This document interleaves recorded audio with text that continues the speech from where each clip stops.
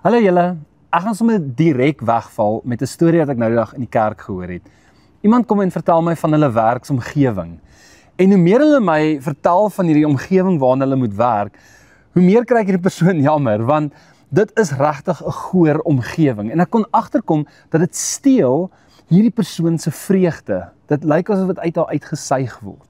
Nou, die kerk van Rome in Jesus se tyd was 'n kerk wat begin was deur 'n Joodse gemeenskap.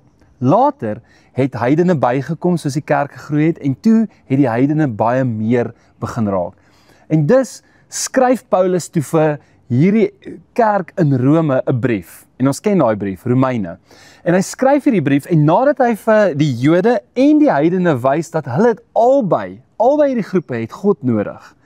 Nee, want al het hulle gebruike en hulle ethos verskil, het hulle albei God nodig. Kom hy en hy eindig af met hierdie versie in Romeine 15 vers 13. Hy gee 'n gebed hier, so hy sê, mag God, die bron van julle hoop, julle deur julle geloof met alle vreugde en vrede vervul, sodat julle hoop al hoe sterker kan word deur die krag van die Heilige Gees.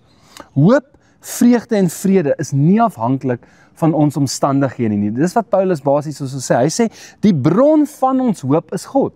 En hoop het altyd 'n toekomselement. Dit is dat God beloof vir ons iets, dat dinge gaan beter word en ons hou vas aan sy beloftes. En dan, wanneer ons besef, hy is die bron van ons hoop en ons hou vas aan daardie beloftes, dan is die spin-off vreugde en vrede. Is 'n frase wat Paulus lief was om te gebruik, veral in Romeine, in die brief van Romeine en in Filippense. Charis kai airini. Nee, is 'n frase wat hy lief was om te gebruik. So, wil jy vreugde en vrede hê in jou lewe? Wel, weet dit, God is die bron daarvan. Hy is die bron van ons hoop en die spin-off is vreugde en vrede.